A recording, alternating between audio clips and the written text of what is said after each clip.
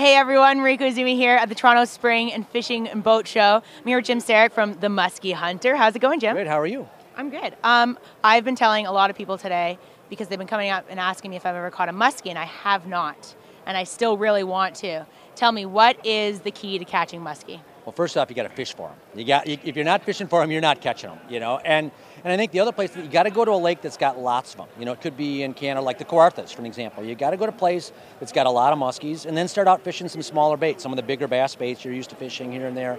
And if you do that, you really up your odds. You don't want to go to a lake, a place like Georgian Bay, that's got giants to start there. You got to start small with lots of fish, and that's going to help you catch them. So, but I mean, really, I heard that aren't they one of the fish of the 1,000 casts?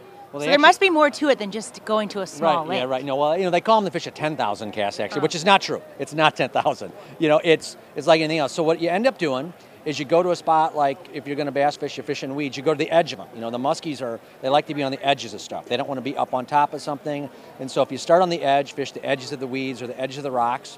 And if you're used to bass fishing, take a big spinnerbait, like a big bass spinnerbait, and go fish it there, and that's how you'd catch them. You do that kind of stuff. It's taking your bass lures, your bigger bass lures, in a lake with lots of muskies, and just focus on the edges, and you end up running into muskies. It's really what it's all about. Okay, you make it sound super easy. I have a feeling it's not.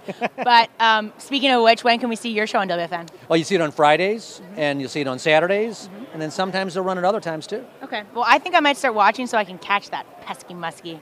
All right. Thanks, Jim. Sure.